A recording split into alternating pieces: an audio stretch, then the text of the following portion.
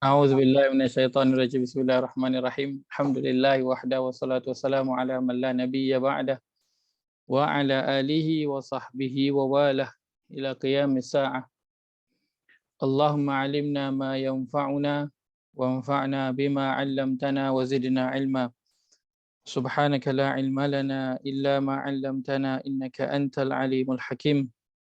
Allahumma ya mu'allima Ibrahim 'allimna wa ya mufahhima Sulaiman fahimna. Allahumma arinal haqqa haqqan warzuqna ittiba'ah wa arinal batila batilan warzuqna ijtinabah. Allahumma inna nas'aluka hubbak wa hubba man yuhibbuk wa hubba amalin yuqarribuna ila hubbika ya rabbal alamin. Allahumma yassir wa la tu'assir, rabbi tammim bil khair, Allahumma amin. Amma ba'd, assalamualaikum warahmatullahi wabarakatuh. Waalaikumsalam. Waalaikumsalam warahmatullahi.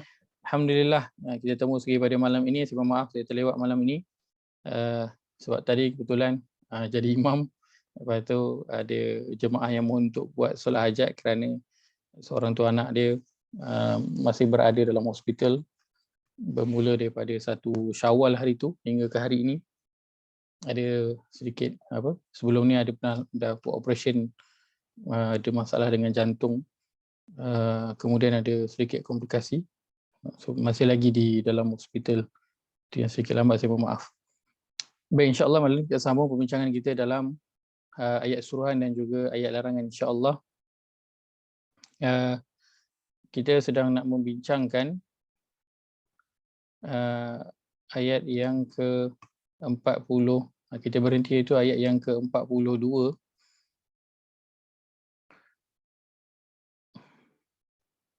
Baik, kita nak baca yang ke-42 pada surah Al-Baqarah pada muka surat yang ke-7. Kita nak baca ayat ke-42 dan juga ayat yang ke-43, insya-Allah. Baik, Haji Ayah ada ke? Tak ada eh? Tak ada. Okey. Tak apa. Saya baca dan saya bacakan terjemahan, yang lain boleh baca masing-masing, insya-Allah. Baik, muka surat yang ke-7 surah Al-Baqarah, surah yang kedua ayat yang ke-42 dan juga ayat yang ke-43. Firman Allah, A'udzu billahi minasyaitonir rajim.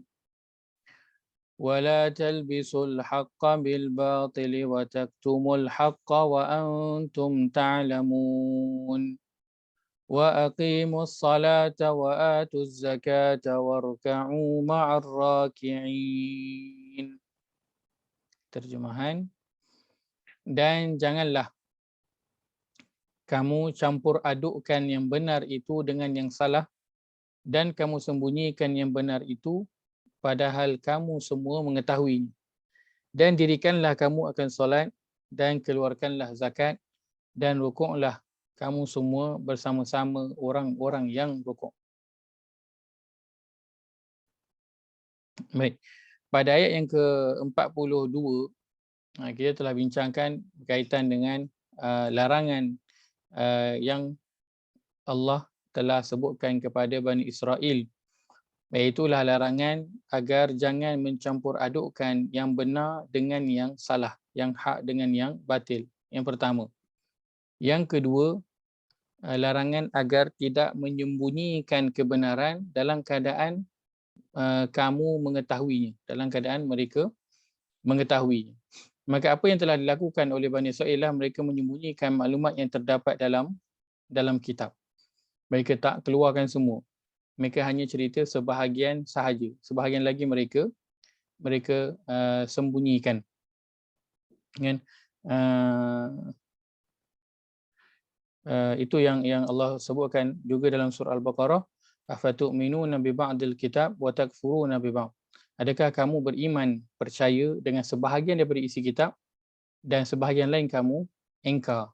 Kamu tidak percaya, tidak mahu mengikutnya. Kemudian yang kedua, mereka mengubah dan memutar belit kitab. Mereka bukan saja ubah, tetapi mereka putar belit. Mana yang telah diturunkan oleh Allah, mereka ubah mengikut apa yang mereka kehendaki, sesuai dengan apa yang mereka nak, mengikut tujuan masing-masing. Kan, kerana setiap daripada rahib ataupun ulama-ulama Bani Israel itu, mereka ada tujuan mereka, kehendak mereka tersendiri. Maka mereka ubah isi kitab itu mengikut kepada apa yang mereka kehendaki. Contoh, jika mereka berada dalam kalangan, contohnya orang-orang yang kaya, ahli perniagaan, maka mereka akan ubah kitab itu, maka mana yang haram tidak disebutkan, diubah menjadi halal, contohnya, kan, dan sebagainya. Maka mereka mengubah kitab mengikut kepentingan mereka masing-masing.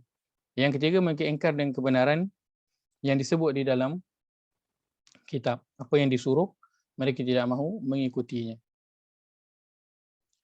Yang keempat, mereka menafikan kenabian ataupun kerasulan Nabi Muhammad sallallahu alaihi wasallam. Baik, kita dah sebutkan bahawa Allah kata jangan mencampur adukkan yang hak dengan yang batil.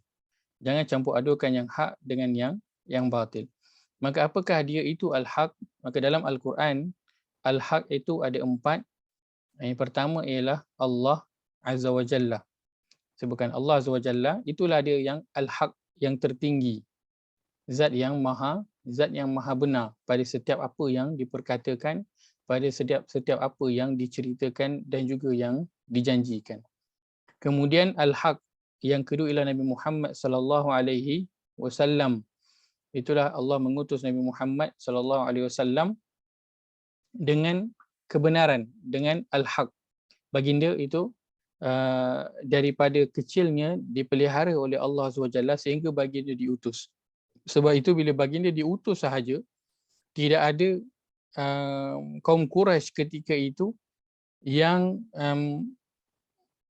mengecil-ngecilkan ataupun mengata-ngata berkaitan dengan sifat baginda. Tak ada yang kata Nabi ni penipu ke, Nabi ni orang yang cakap tak benar dan sebagainya, akhlak yang buruk. Tak.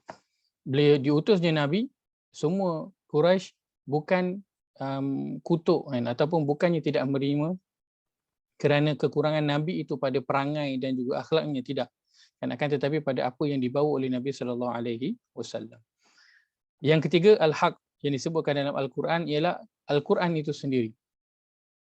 Al-Quran dia adalah menceritakan kebenaran, membawa semua khabar yang al-haq, khabar yang benar, yang telah terjadi dan juga yang akan terjadi. Yang telah terjadi mungkin kita tak dapat nak melihat kesan-kesannya kerana bukan terjadi di negara kita, tapi sekarang boleh dilihat kalau kita Google sahaja peninggalan umat-umat yang terdahulu. Akan tetapi apa yang Al-Quran khabarkan, berita tentang perkara yang akan terjadi pada masa hadapan. Pada masa hadapan, maka itu adalah berita-berita yang benar, berita yang pasti akan terjadi. Yang keempat yang Al-Quran sebutkan al-haq itu ialah Islam, ialah agama Islam ini. Baik, maka Allah kata wala talbisul haqqa bil batil. Jangan kamu campur adukkan yang hak dengan yang batil. Maksud al-haq itu adalah mencampur, maksud talbisu itu adalah mencampur adukkan. Kita sebutkan sebelum ini, dia macam blender. Kita blend tu, dalam tu masuk bawang merah, masuk bawang putih, masuk cili, masuk kunyit, masuk serai. So kita blend. Bila kita blend itu, apa yang jadi? Lepas dah habis blend tu, kita dapat tak bezakan lagi bawang merah, bawang putih, cili, serai, halia? Dah tak dapat beza dah. Sebab apa? Bau semuanya dah bercampur. Kalau di hidu, di bau, maka akan ada campuran bau bawang merah, bawang putih, halia dan juga serai. Dah tak boleh nak bezakan dah. Semua dah bercampur habis dah. Maka itu yang dimasukkan dengan talbisu. Maksud dia mencampur adukkan, macam kita boleh bayangkan macam kita blend bahan-bahan nak masak itu. Maka apabila kebenaran dicampur adukkan dengan kebatilan, benda yang benar dicampur adukkan dengan benda yang salah, apa kesan dia? Kesannya ialah orang tidak akan dapat bezakan lagi mana yang betul dan mana yang salah. Dah dapat nak bezakan dah mana yang betul dan mana yang salah. Sebab itu dalam agama sangat mementingkan ketulinan. Agama sangat mementingkan ketulinan. Kenapa? Kerana apabila umat Islam ini tahu tentang ketulinan agama, maka dia akan nanti mudah nak membezakan mana yang tulen dan mana yang tambahan. Dia akan mudah untuk nak membezakan. Akan tapi bila telah dicampurkan, maka kita dah tak tahu nak bezakan. Contoh kita pernah lalu pada zikir lepas solat kan, yang Allahumma antas salam wa minkas salam, tabarak tayyadzal jalali wal ikram, dengan satu lagi Allahumma antas salam wa minkas salam wa ilaika ya'udu salam fahina rabbana bis salam, dan seterusnya kan. Maka bila kita tak tahu, bila disebut kita dah tak tahu dah. Okay. Bila saya tanya mana satu yang Nabi baca, mana satu yang dia adalah tambahan daripada para ulama, boleh tak kita bezakan dah? Orang yang tak belajar dianggap itu semua datangnya daripada Nabi. Sedangkan lafaz yang datang daripada Nabi adalah berbeza. Hanya Allahumma antas salam wa minkas salam tabarakta ya dzal jalali wal ikram. Ini saja yang disebutkan oleh Imam An-Nawawi. Kan? Yang lain itu adalah tambahan datangnya daripada para ulama selepas itu. Akan tetapi kalau kita tak belajar, kita tahu tak dah adanya tambahan daripada yang tulen itu? Kita tak tahu sebab apa, dah bercampur. Hingga kita dah tak tahu dah mana yang satu yang tulen, mana satu yang tambahan. Maka sebab itu pertama sekali dalam hal agama ini Allah larang untuk campurkan yang benar dan juga salah. Kenapa? Kerana akan hilang rupa sebenar agama ini. Dan inilah dia peringatan yang Allah berikan terlebih awal dahulu kepada Bani Israel agar tidak mencampur adukkan benda yang salah dengan perkara yang betul. Kita nak tak makan, kalau tuan rumah hidang, pertamanya dihidang lauk kari campur dengan masak lemak, campur dengan kurma, dengan sambal. Semuanya ayam, tapi satu ayam kurma, ayam kari, ayam masak lemak, ayam sambal. Dicampur sekali. Nak makan tak? Tak makan. Kurang selera jadi. Kan? Ataupun dicampur, kita pergi kedai mamak, dia campur. Bukan kedai mamak, kedai makan lah.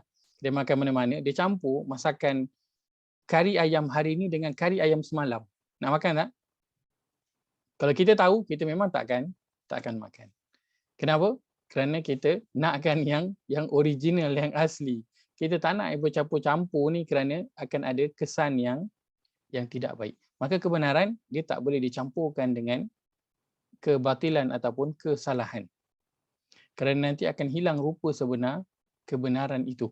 Orang tidak lagi kenal kepada rupa yang sebenar. Baik. Tentang kebenaran dan juga kebatilan. Ia hanya bukan setakat ini betul dan juga ini salah, bukan. Untuk orang Islam, dia adalah lambang kepada keimanan. Dia adalah lambang kepada keimanan. Saya kira kita dah sebutkan tentang perkara ini. Mengetahui yang benar dan yang salah, serta mengikut yang benar dan meninggalkan yang salah, itu adalah lambang keimanan. Itu adalah lambang keimanan. Kita lihat pada surah yang ke-47 ayat yang ke-3.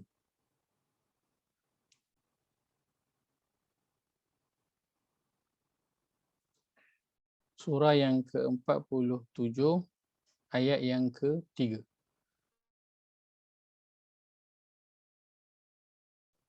Pada muka surat 507. Muka surat 507 surah Muhammad, surah yang ke-47 ayat yang ke-3.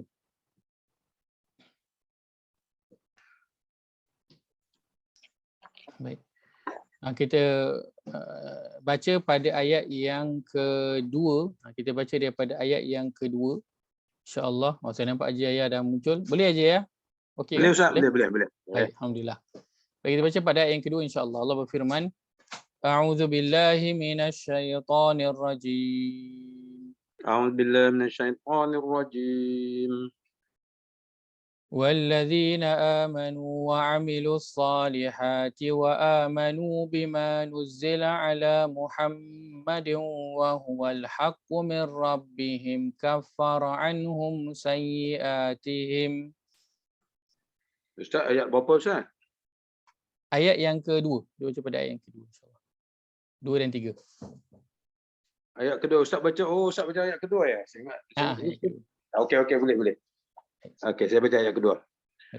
والذين آمنوا وعملوا الصالحات وآمنوا بما نزل والذين آمنوا وعملوا الصالحات وآمنوا بما نزل على محمد وهو الحق من ربهم كفر عنهم سيئاتهم وأصلح بالهم. كفر عنهم سيئاتهم وأصلح بالهم ذلك بأن الذين كفروا اتبعوا الباطل وأن الذين آمنوا اتبعوا الحق من ربهم. ذلك بأن الذين كفروا اتبعوا الباطل وأن الذين آمنوا اتبعوا الحق من ربهم كذلك يضرب الله للناس أمثالهم. كذلك يضرب الله للناس أمثالهم. Terjemahan. Dan orang-orang yang beriman kepada Allah dan mengerjakan kebajikan serta beriman kepada apa yang diturunkan kepada Muhammad, dan itulah kebenaran dari Tuhan mereka. Allah menghapus kesalahan-kesalahan mereka dan memperbaiki keadaan mereka. Ayat ketiga, yang demikian itu kerana sesungguhnya orang-orang kafir mengikuti yang batil, yakni yang sesat, dan sesungguhnya orang-orang beriman mengikuti kebenaran dari Tuhan mereka. Demikianlah Allah membuat perumpamaan bagi manusia. Baik. Allah sebutkan yang Allah turunkan kepada Muhammad itu wahuwal haq. Dia adalah kebenaran yang datang daripada Tuhan mereka. Maka Allah kata pada ayat ketiga, orang-orang kafir mereka mengikut apa? Al-batil. Sedangkan orang yang beriman mereka mengikut al-haq, kebenaran. Maka mengikuti kebenaran dan juga meninggalkan kebatilan itu adalah lambang keimanan. Lambang keimanan. Dia bukan hanya setakat saya tahu ini betul dan juga ini salah, saya tahu ini benar dan juga ini batil, akan tetapi dia adalah sampai kepada tahap mengikut apa yang benar itu, bukan hanya setakat dia tahu. Dan itu yang kita praktikkan dengan Al-Quran ini. Kita bukan hanya sahaja membaca, akan tetapi kita mengikut dia. Ataupun bahasa biasa kita gunakan, kita amal. Kita baca, faham dan juga amal. Tetapi perkataan yang Al-Quran gunakan adalah mengikut. Yang kerana tugas kita hanyalah untuk mengikut sahaja apa yang telah diturunkan. Ustaz, saya silakan. Ustaz, nak patah balik belakang sikit boleh tak Ustaz? Boleh, silakan. Tadi ni masa Ustaz kata yang yang doa selepas sembahyang tu Ustaz. Kalau yang Nabi buat dengan apa yang ulama tambah. Jadi adakah ini bermakna kita tak boleh ikut apa yang ulama tambah dan kita kena ikut Nabi saja, ataupun macam mana Ustaz sebenarnya? Baik, soalan yang sangat baik. Ya. Baik, berkaitan dengan itu dan juga perkara-perkara yang lain yang saya nak highlightkan ialah apabila sesuatu itu telah bercampur, maka orang ramai tidak mengetahui manakah satu yang tulen. Betul? Manakah satu yang tulen. Hingga kita menganggap bahawa semua itu adalah daripada Nabi, betul tak? Betul. Sedangkan adakah dia datang ni? Ya. Lagi pula yang baca tu semua imam-imam yang lulusan Universiti Madinah, Universiti Mesir. Jadi kita ni yang universiti kampung ni macam mana kita tak ikut kan? Dan setiap kali saya ingat selama yang saya duduk dengar ni, kali pertama saya dengar Ustaz kata Allahumma antas salam minkas salam ilaika ya'udu salam fa'ina rabbana bisalam tu, rupanya dia tak sepanjang tu. Betul. Yang sebenarnya kan. Betul. Tapi semua imam saya, kalau imam di Taman Tun tu Ustaz, sikitnya hebat gitu. Imam Taman Tun tu. Semua baca yang panjang. Betul. Betul. Bukan imam taman Tun, banyak taman-taman lain juga. Di mana-mana pun begitu. Betul. Pertamanya saya berikan pandangan tentang perkara ini. Kenapa semuanya mungkin orang yang walaupun dah belajar di luar, bila balik dia baca juga yang sama. Antara sebabnya ialah kerana tak nak nanti berlakunya perpecahan dalam komuniti itu. Kan, sebab kalau seorang mula datang dengan bentuk bacaan yang lain, maka orang ramai yang tak ada ilmu, yang tak belajar, apa yang dia akan cakap? Dia akan terus label, betul tak? Betul Ustaz. Dia bukan picek, dia bukan semak, kenapa dia baca lain daripada apa yang aku selalu baca. Dia tak buat macam tu. Dia terus je label. Mudah. Maka untuk nak mengelakkan salah faham, perpecahan dalam komuniti setempat, maka mereka membaca zikir yang telah biasa dibaca. Akan tetapi dia sebenarnya kena pada setiap diri masing-masing untuk belajar kembali tentang ketulinan agama ini, tentang al-haq. Tentang al-haq. Dia kena pergi belajar tentang al-haq. Ya saya. Ustaz, apa yang Ustaz cakap tu saya betul. Sebab apa? Saya ada satu sahabat daripada Palestin. Dia ni imam dulu di utara Gaza tu, dia imam. Tapi sekarang ni dia datang kat sini, dia belajar di Universiti Melaya. Dan dia pernah beritahu kat saya, Ustaz, apa yang Ustaz cakap tu betul. Dia kata, no. Bila kita baca Allahumma antas salam wa minkas salam ilaika ya'udu salam fa'ina rabbana bisalam tu wa adkhilna jannata darussalam tu tak ada sebenarnya. Betul ke Ustaz? Ya, betul. Yang saya bawakan ni bukannya. Dia kata, no. That one that is not included. Kami semua terkejut. Ni bila saya dengar Ustaz cakap, maka sahlah sebab dia tu hafiz Ustaz. Ya. Dia hafiz dan dia boleh Quran ni, dia boleh tadabbur Quran depan belakang atas bawah surah mana dia cakap aja, tak payah nak rujuk pun.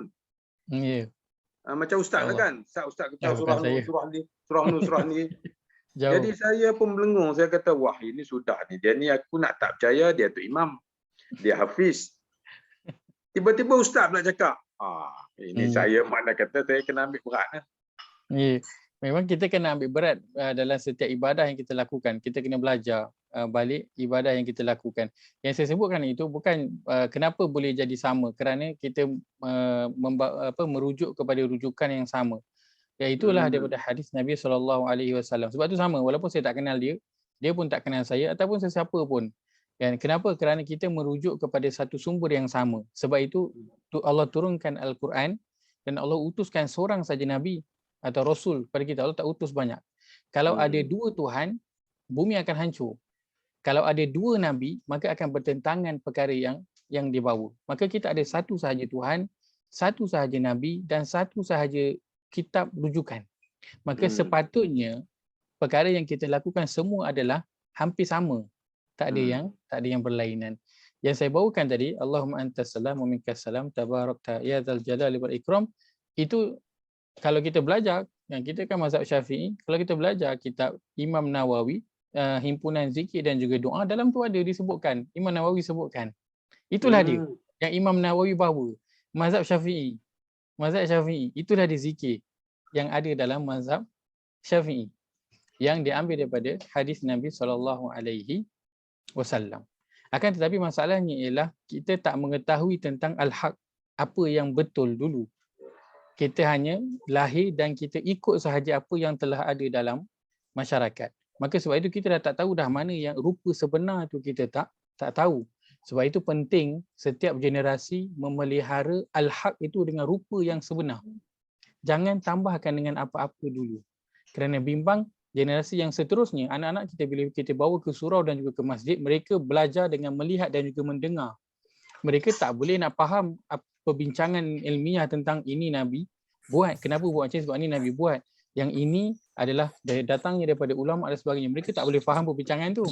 Mereka boleh nampak dan juga dengar apa yang dilakukan oleh oleh ayah dan juga atuk mereka di dalam masyarakat ketika mereka berada di masjid. Maka itu yang mereka nanti akan beramal dan bawakan nanti dalam kehidupan mereka bila mereka besar. Sebab itu yang penting sekali, ini poin yang akan nanti kita sebutkan sebenarnya di akhir perbincangan ayat ini, iaitulah apa yang perlu kita lakukan. Iaitulah kita kena kenal al-haq ini, kena tahu apa yang betul, barulah kita boleh tahu apakah dia yang menempel pada yang kebenaran itu, yang cuba nak menutup ataupun menempel pada kebenaran itu. Seperti saya Maaf Ustaz. Ya, saya silakan. Suara apa salah sikit.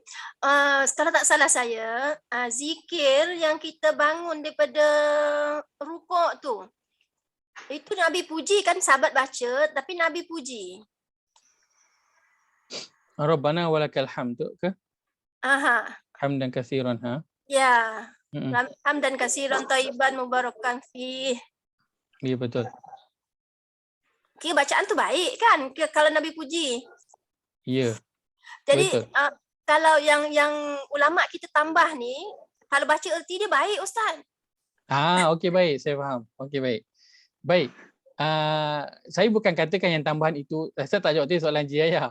Boleh ke tak ikut? Saya belum jawab lagi soalan yang itu. Saya bukan katakan tak boleh ikut dan tak bagus. Saya tak katakan itu. Saya cuma katakan kita sekarang dah tak tahu dah mana sebenarnya zikir yang Nabi baca dan tambahan daripada ulama. Bukan saya kata tak boleh ikut tambahan-tambahan yang lain tu, tak. Dia adalah tambahan-tambahan yang baik. Cuma saya nak highlightkan rupa sebenar itu. Adakah kita dapat gambaran rupa sebenar sebelum kita nampak tambahan-tambahan yang lain? Kenapa penting rupa sebenar? Supaya kita tahu bentuk ketulinan yang asal itu. Supaya bila adanya tambahan yang lain, kita boleh tahu ini adalah tambahan. Ini adalah yang sebenar. Itu yang saya nak highlightkan. Baik. Berkaitan dengan zikir yang dibaca oleh seorang sahabat ketika solat, antaranya ialah yang dibaca doa iftitah itu. Doa iftitah kan? Doa yang dibaca ketika solat. Doa iftitah dan adanya doa naik daripada rukuk itu. Yang Nabi SAW, Nabi kata dalam hadis, Nabi tengok malaikat berubur nak tulis. Betul tak? Malaikat berubur nak tulis pahala. Baik. Perkara itu yang dibacakan oleh seorang sahabat, kan, dia adalah bacaan yang baik. Tetapi siapa yang boleh verify perkara itu boleh diamalkan dalam agama? Siapa yang boleh verify? Allah saja yang boleh verify perkara itu valid. Kalau nak tahu verification daripada Allah itu, boleh tahu daripada siapa? Boleh tahu daripada Nabi. So kalau Nabi verify, okey. Tapi yang datang selepas itu, yang Nabi tak verify, maka dia menjadi 50-50 punya chances. Boleh jadi betul, boleh jadi tak betul. Boleh jadi Nabi akan terima, boleh jadi tak terima. Kita tak tahu. Tapi yang berlaku pada zaman Nabi, yang Nabi kata, baik malaikat berebut nak tulis, doa ini baik, zikir ini baik, itu semua Nabi verify. Yang zikir dan doa itu baik. Sedangkan ada juga doa seorang sahabat, Nabi pergi ziarah dia, keadaan diri dia tu tengah sakit dan dia tu kurus macam ibarat dalam hadis sebutkan ibarat seekor burung yang dah nak mati, tinggal rangka dia. Sedangkan dulu dia adalah orang yang sihat. Maka Nabi tanya, kenapa keadaan kau jadi macam ni? Dia kata, wahai Rasulullah, aku pernah berdoa kepada Allah, ya Allah, kalaulah aku ada dosa, maka tolong balas siap-siap sebelum aku mati. Maka Nabi kata, jangan berdoa macam tu. Nabi minta untuk mohon keampunan sahaja. Jangan minta diturunkan azab. Jangan minta diseksa dulu siap-siap. Nabi suruh mohon keampunan. Maka doa tu tadi, baik tak kalau dengar doa tu, ya Allah, kalau aku ni ada kesalahan, ada dosa, ya Allah, kau balaslah aku sebelum aku mati. Sebab aku tak nak terima balasan di sana, kerana balasan di sana itu adalah balasan yang kekal. Balasan di dunia dia tak lama, ya Allah. Baik tak doa tu? Baik. Tapi bila Nabi tahu, Nabi kata itu perkara yang tak baik.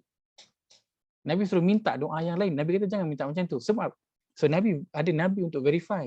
Kalau kita dengar, kita akan kata doa tu baik. Seperti itu juga saya pernah sebutkan bahawa adakah satu amalan yang baik kalau ada seorang tu dia kata dia nak berpuasa sepanjang hidup dia. Dia nak berpuasa sepanjang hidup dia. Baik tak? Baik. Baik tak kalau saya kata ada seorang tu dia bernazar untuk nak solat tahajud sepanjang malam, dia tak nak tidur. Dia nak solat tahajud sepanjang malam tak tidur. Baik tak? Sangat baik. Baik tak kalau saya kata ada seorang tu dia tak nak kahwin. Sebab apa? Dia nak fokus kepada melakukan ibadah sahaja. Sebab kalau dah kahwin itu terganggu, ada pasangan nanti, ada anak, nak fikir rumah, nak fikir belanja rumah, nafkah dan sebagainya, bergaduh dan sebagainya, pening. So dia tak nak pening-pening tu, dia nak fokus hanya kepada ibadah, maka dia tak nak kahwin. Baik tak? Baik. Tapi bila Nabi dengar perkara itu, apa komen Nabi? Nabi kata bukan macam tu. Nabi kata, aku adalah orang yang paling takut kepada Allah dan aku adalah orang yang paling bertakwa kepada Allah. Dan Nabi kata, aku berpuasa dan berbuka. Aku tidur dan aku mengahwini perempuan. Dan Nabi kata, siapa yang dia tak ikut sunnah aku, maka dia bukan daripada kalangan. Maka ketika itu ada siapa? Nabi untuk verify. Tapi apa yang nak dibuat oleh sahabat itu baik tak? Baik untuk kita. Jadi kalau benda itu sekarang kita dengar, benda itu baik. Tapi siapa yang nak verify benda itu betul baik dan diterima oleh Allah? Hanya Nabi je yang boleh verify. Maka sebab itu, apa saja yang kita nak buatkan selepas daripada ketiadaan Nabi, itu kena ada Nabi yang verify benda itu, ya Allah terima. Benda itu valid. Allah terima. Jadi bila tak ada Nabi, dia akan jadi 50-50. Walaupun siapa pun yang buat. Siapa pun yang buat. Kita nak kata Ustaz Abi tu para ulama tak baik ke? Saya nak tanya, para ulama dengan sahabat, siapa yang lebih baik? Sudah tentu para sahabat. Para sahabat Allah kata radhiyallahu anhum wa radu'an. Allah redha kepada mereka. Dan mereka redha kepada Allah dan Allah sediakan untuk mereka syurga. Sudah tentu para sahabat lebih baik daripada mana-mana ulama hari ini. Tapi perbuatan mereka pun ada yang Nabi tegur, tak betul, bukan macam tu. Dia perlu Nabi verify doa, perbuatan, amalan kerana dia cerita dalam agama. Dia cerita dalam agama. Maka dalam agama ini tak boleh memandai-mandai. Tak sangatlah perkara yang tidak beradab kalau orang datang rumah kita, dia buat ikut suka hati dia. Dia pergi dapur, buka peti ais, minum air, dia masuk bilik kita baring rehat kat katil, buka aircon, buka TV ikut suka hati dia, nak lepak berapa lama ikut suka hati dia. Sangat tidak beradab. Maka agama ini bukan hak milik kita, hak milik mutlak Allah. Maka nak melakukan apa-apa dalam agama, dia kena dapat persetujuan daripada Allah. Sebab itu Allah sebutkan dalam Quran, kita lihat sebentar.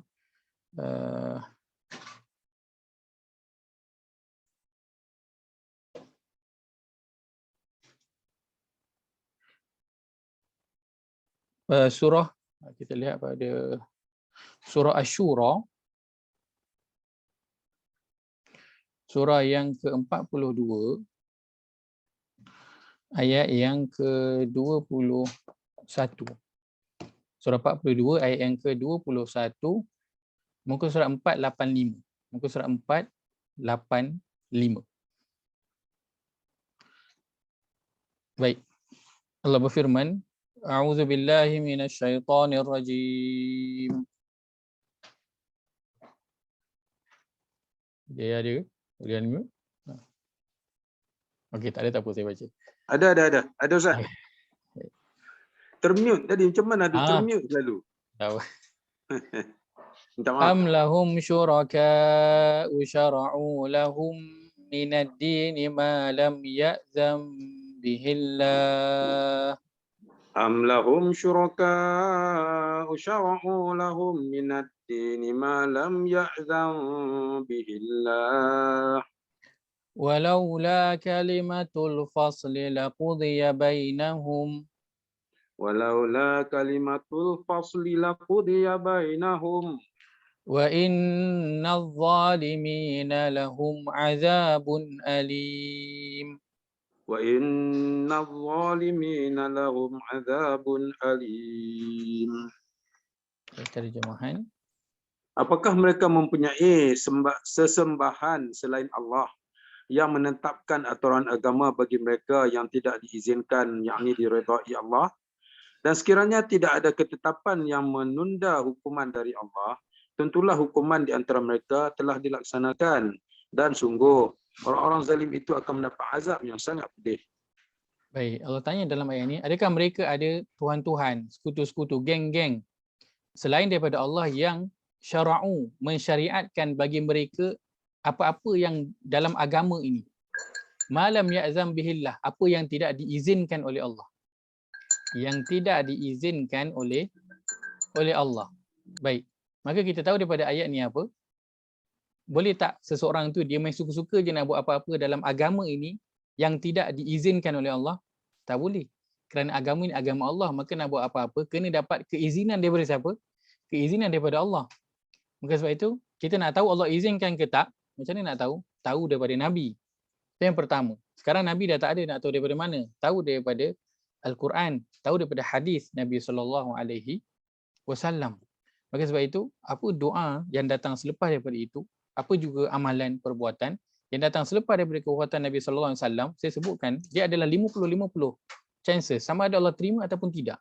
Kenapa? Kerana tak ada siapa yang boleh nak verify, Allah confirm terima. Tak ada siapa yang boleh nak verify. Nabi pun kalau kata tak diberitahu oleh Allah, Nabi takkan tahu doa seorang sahabat itu sangat dicintai oleh Allah hingga malaikat berebut-rebut nak tulis. Nabi takkan tahu. Sebab dia adalah perkara ghaib yang hanya tahu Allah sahaja. Kalau Allah tak bagi tahu kat malaikat untuk bagi tahu Nabi, Nabi pun takkan tahu doa tu baik. Maka Nabi akan tegur dia kerana dia buat perkara yang Nabi tak buat. Kerana ayat ini, adakah ada orang lain yang mensyariatkan perkara dalam agama ini yang Allah tak izinkan? Maka sebab itu saya sebutkan tadi, bukan saya kata apa yang disebutkan ataupun apa yang diajarkan oleh para ulama itu salah dan jangan ikut, tak. Saya tak kata begitu. Apa yang diajarkan oleh para ulama dia adalah perkara yang baik. Mereka ajarkan sesuatu amalan, doa ataupun zikir itu adalah berdasarkan kepada pengalaman pembacaan mereka daripada Al-Quran dan juga hadis. Akan tetapi yang saya maksudkan ialah masyarakat hari ini tidak tahu rupa sebenar al-haq itu, kebenaran itu. Yang mereka dah dapat adalah rupa bentuk yang telah ditempel-tempelkan, yang telah dicampur adukkan. Hingga dia tak tahu dah mana satu yang betul, ini yang Nabi buat dan ini tambahan dia. Dia tak tahu dah. Dah tak tahu dah. Antaranya ialah daripada zikir-zikir yang kita baca selepas solat ataupun doa-doa. Bukan saya kata jangan ikut, Allah confirm tak terima dan sebagainya. Tak. Saya tak boleh pun bagi tahu amalan tu diterima, dan saya tak boleh pun kata amalan tu tak diterima. Kenapa? Kerana ini semua adalah perkara gaib yang hanya diketahui oleh Allah Azza wa Jalla. Kita hanya beramal. Cuma Allah dah berikan panduan dia, iaitulah apa? Al-Quran yang perlu diikuti, hudan sebagai panduan petunjuk. Kita nak buat apa? Nak solat, panduannya nak cari mana? Al-Quran. Dalam Al-Quran tak cerita tata cara solat dengan detail. Maka Al-Quran cakap apa? Kalau cinta kepada Allah, ikutlah Nabi. Maka nak buat apa? Pergi tengok Nabi buat macam mana. Sebab itu Allah utus Nabi sebagai mencontohkan apa yang disebutkan dalam Quran. Maka rupa bentuk al-haq itu yang asli, itu perlu diketahui dahulu. Kalau tak, generasi yang datang selepas itu, kan, dia akan menganggap apa yang dilakukan itulah dia yang Nabi lakukan. Baik, saya pernah sebutkan satu contoh yang terjadi, iaitulah membaca surah As-Sajdah dan juga surah Al-Insan pada solat subuh hari Jumaat. Baik. Setelah berapa lama dah baca, yang jadi imam ketika itu, saya kenal dia adalah orang yang ada ilmu, orang yang berilmu. Pada satu kali solat subuh hari Jumaat, sebelum itu memang boleh kata setiap minggu dia yang akan jadi imam untuk solat subuh Jumaat. Pada sekali solat subuh ketika itu, dia sengaja tak baca surah As-Sajdah dan juga surah Al-Insan. Sengaja dia tak baca. Maka makmum yang berada di belakang, apa yang makmum buat? Makmum kata subhanallah. Makmum kata subhanallah. Kalau makmum kata subhanallah, apakah maksudnya? Maksudnya imam ada buat salah. Dan pada dia, apakah salah yang imam buat? Imam tak baca surah As-Sajdah dan juga surah Al-Insan. Kalau imam ada buat salah yang ditegur, maksud dia batal tak solat imam tu? Batal lah. Kalau dia tak buat rukun. Akan tapi orang yang kerana tak tahu rupa sebenar al-haq itu, dia telah menganggap bahawa kan kerana amalan tu dah ada dalam masyarakat, maka dia anggap itu adalah sebahagian daripada amalan yang memang kena buat, tapi dia tak belajar. Maka dia tak tahu rupa sebenar al-haq itu. Hingga dia anggap membaca surah As-Sajdah dan juga Al-Insan pada subuh Jumaat adalah wajib kena baca. Kalau tak baca, tak sah Jumaat, solat subuh hari itu. Maka kalau anak-anak kita hanya dibawa ke surau dan masjid, kan, dia saban tahun daripada dia kecil sampai dia besar, dia lalu setiap kali subuh Jumaat baca Al-Insan, Sajdah dan juga Al-Insan. Tanpa diketahui perkara itu hanya digalakkan, bukan wajib. Dan sekali-sekala kena ditinggalkan, sekali-sekala kena ditinggalkan kerana nanti supaya tidak dianggap ia adalah perkara yang wajib. Sebab itu pada ketika itu imam tu ditinggalkan kerana dia tak nak makmum beranggapan ia adalah perkara yang wajib. Maka anak-anak yang ikut ke surau tidak didedahkan dengan al-haq yang sebenar, maka mereka akan beranggapan bahawa itulah bacaan yang memang kena baca ketika solat subuh pada hari Jumaat. Maka akhirnya apa? Akan hilang rupa sebenar al-haq itu. Agama ini rupa sebenarnya akan hilang kerana apa? Tak diketahui. Dia tak kenal apakah itu kebenaran yang Allah Taala sebutkan dalam agama ini. Maka itu yang saya maksudkan. Bukan saya maksudkan jangan amalkan, tak boleh amalkan, tak diterima, tak. Kan? Saya cuma nak membuka mata kita bahawa kita pun sendiri kadang tak perasan. Kan? Zikir lepas solat yang kita baca itu, kita semua anggap ia adalah datang daripada Nabi, sedangkan bukan. Itu yang saya nak bawakan. Supaya kita mula buka mata, rupa-rupanya bukan.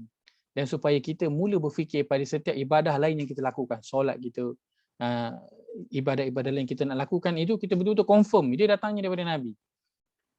Dan kalau dia adalah datangnya tambahan daripada para ulama juga tak mengapa. Yang penting kita tahu mana yang datangnya daripada Nabi, mana yang tambahannya datang daripada ulama, supaya kita benar-benar kenal al-haq itu. Bukan saya nak kata yang lain daripada itu adalah batil, bukan. Tapi saya nak kita kenal rupa al-haq itu. Kalau kita tak kenal rupa sebenar, macam mana kita nak tahu rupa yang telah bercampur? Rupa yang tak, macam mana kita nak tahu?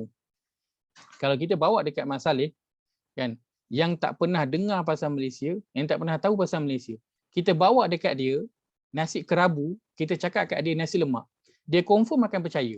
Sebab apa? Dia tak tahu pun rupa sebenar nasi lemak tu macam mana. Kita bawa kat dia nasi kerabu, kita cakap kat dia nasi lemak, dia akan percaya, confirm.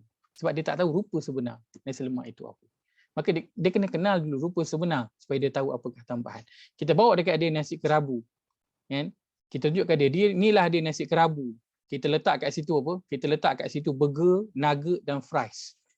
Maka dia pernah pergi Malaysia, dia kata ini bukan nasi kerabu. Sebab apa? Burger, nasi kerabu yang sebenar tak ada burger, fries dan juga nugget. Dia akan boleh kenal. Sebab apa? Dia dah tahu nasi kerabu yang benarnya macam mana. Bila ada tambahan yang lain, dia tahu dah, oh ini tambahan, ini tambahan, ini tambahan. Bukan tak boleh makan, boleh makan.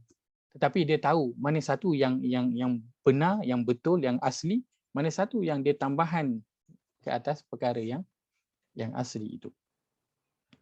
Maka kita nak tahu sesuatu perkara itu benar ataupun tidak, kita kena tahulah apakah itu kebenaran. Barulah kita boleh tahu benda perkara itu benar ataupun tidak. Baik. Maka saya harap jelas menjawab soalan. Saya bukannya mengajak untuk tidak beramal dengan apa yang para ulama kita ajarkan, tidak. Kita memang banyak belajar dengan para ulama kerana mereka adalah pewaris para nabi. Cuma yang saya nak kita beri perhatian ialah kita kena belajar, kena tahu apakah dia rupa sebenar dahulu, kemudian tambahan-tambahan yang lain lebih daripada itu. Baik. Contoh antara contohnya saya sebutkan, jika kita nak berselawat, banyak tak selawat yang ada dalam masyarakat kita hari ini? Sangat banyak. Tapi soalan yang pertama, kita tahu tak apakah dia selawat yang datangnya daripada Nabi? Tahu tak? Itu soalan yang asas. Yang mana kita mungkin tahu banyak selawat, tapi kita nak pastikan, tahu tak selawat daripada Nabi yang mana satu? So, fokus pada yang itu dulu, belajar yang datangnya daripada Nabi dulu, selawatnya bagaimana. Kemudian tambahlah dengan pelbagai selawat yang lain pun tidak ada masalah.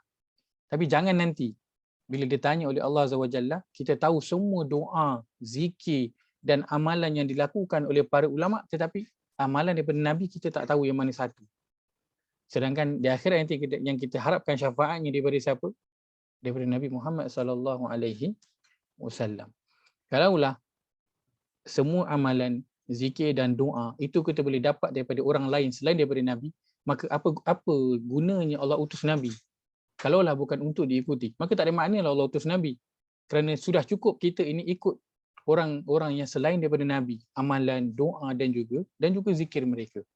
Maka diumpama kita kata sayang Nabi tapi kita tak indahkan pun tentang apa yang Nabi buat. Sangat pelik orang yang dikata saya sayang Nabi tapi selawat yang Nabi baca waktu dia hidup. Kita tahu tak doa-doa yang Nabi baca ketika Nabi hidup, tahu tak? Zikir-zikir yang Nabi baca seharian, pagi dan juga petang. Kita tahu tak? Kalau kita tak tahu, macam mana tergamak kita boleh kata saya sayang Nabi. Sedangkan doa, zikir dan amalan para ulama yang lain semua kita tahu dan kita amalkan. Sedangkan daripada Nabi kita tak tahu pun. Dan kita mendakwa bahawa saya sayang Nabi, saya buat ini kerana saya cinta Nabi. Jadi perkara yang pelik. Seorang anak yang sayang kepada ibu dan ayahnya tapi tak kisah langsung mak ayah dia sihat ke, cukup makan ke, apa benda ke, dia tak pernah kisah. Tapi dia kata, dia bagi tahu semua orang saya sayang mak dan ayah saya. Apa cerita mak ayah dia di kampung, apa khabar pun dia tak tahu. Cukup makan ke tidak, sihat sakit ke, dia tak tahu. Tapi dia kata saya sayang mak dan ayah saya. Maka betulkah dakwaan yang dia dakwa itu? Begini yang saya maksudkan, bukan saya menghalang untuk nak mengikut sesiapa sahaja, boleh silakan, tidak ada larangan. Akan tetapi yang saya lebih nak tekankan ialah ketahui rupa sebenar agama ini dahulu. Kemudian barulah kita pergi kepada yang lain. Supaya kita tahu apakah tambahan daripada yang sebenar. Kalau kita tak tahu mana satu solat fardu, mana satu solat sunat, macam mana kita nak solat? Kita kena tahu ini solat fardu, ini solat sunat. Kalau semua pun kita bantai dia sebagai solat sunat atau semua pun kita bantai dia sebagai solat fardu, boleh ke? Tak boleh. Kita tetap kena tahu ini solat fardu, ini solat sunat. Bukan kerana kita memperkecilkan solat sunat itu, tidak. Akan tetapi kita nak kena tahu mana satu fardu, mana satu sunat. Baru betul cara kita nak beramal. Bukan kita nak mengenepikan apa yang datang daripada ulama, tapi kita kena tahu apa yang datang daripada Nabi dan apa yang datang daripada ulama. Bukan kerana kita memperkecilkan ulama, tidak sama sekali, tidak. Mereka pewaris para Nabi. Ilmu kita hari ini yang sedikit pengetahuan yang kita ada ni datangnya daripada mereka. Akan tetapi kena tahu mana yang fardu, kemudian barulah belajar mana yang sunat. Menjadi satu kepelikan orang yang menyibukkan diri dia dengan solat-solat sunat tapi solat fardu tak. Orang yang sibuk menjaga solat sunat tapi solat fardu, solat akhir waktu, solat cincai, solat laju, tak. Sangat pelik orang yang berpuasa Isnin, Khamis dan 3 hari 13, 14, 15 tapi tiba bulan Ramadan dia tak puasa. Ataupun dia puasa main-main. Dia tak bersungguh macam puasa Isnin, Khamis. Satu kepelikan. Okey, ni perkara yang saya nak kita fikir bersama bila Allah kata wala talbisul haqqa bil batil. Jangan mencampur adukkan yang benar dengan yang salah. Kerana dalam agama ini akan sentiasa ada orang yang nak mencampurkan yang betul dan yang salah. Baik daripada kalangan orang Islam ataupun daripada kalangan orang bukan Islam. Dia nak mencampurkan mana yang betul dan mana yang salah. Maka bagaimana kita nak tentukan yang betul dan yang salah kalau kita tak tahu pun mana yang betul? So kalau kita tahu mana yang betul, kita boleh tahu, oh ini salah. Tapi kalau kita tahu ini salah, macam ni kita nak cam yang ini confirm betul? Tanta yang ni pun salah juga kot. Kita tak tahu. Maka kenal yang betul supaya kita tahu mana yang salah. Maka kenal al-haq, maka kita akan tahu mana satu yang batil. Ustaz? Ya saya. Saya nak tanya sikit Ustaz. Silakan. Ayat mana Ustaz yang ada ayat Ustaz mention tadi wala talbisul haq tu? Ayat yang sedang kita bincangkan ni. Tak, maksud saya tu rujukan dia di mana? Surah berapa, ayat ke berapa? Surah kedua ayat 42 ni. Di sini. Surah 2 ayat 42. Surah Al-Baqarah. Wala talbisul haqqa bil batil. Jangan campur adukkan yang benar itu dengan yang salah. Ayat sedang kita bincangkan. Dengan Tapi mencampur tidak aduk. ada dalam senarai 4 tu, tak ada rujukan tu kan Ustaz? Maksudnya? Ustaz tak ada pun tulis Allah Yang Azza ini? wa Jalla. Ini al-haq. Sebab itu nak tahu apa itu al-haq, inilah dia yang Al-Quran sebutkan sebagai al-haq. Oh. Yang kita kenal, yang kita kena tahu. Maka kalau kita kenal yang nombor 3 ini iaitu Al-Quran. Al-Quran cerita tentang Allah. Al-Quran cerita tentang Nabi. Dan Al-Quran cerita tentang agama ini. Dan Al-Quran akan menyuruh kita untuk mengikut Nabi SAW. Maka Nabi mencontohkan apa yang disebutkan dalam Al-Quran dan menunjukkan secara keseluruhan bagaimana rupa bentuk Islam ini yang perlu dijalankan. Okey. Maka Masih kita Ustaz. baca sama-sama. Maka ayat kita bacakan tadi pada surah Muhammad itu, Allah kata orang yang kafir dia mengikut batil dan orang beriman mereka mengikut al-haq yang benar. Maka macam mana kita nak ikut al-haq kalau kita tak tahu mana satu yang benar, mana satu yang betul.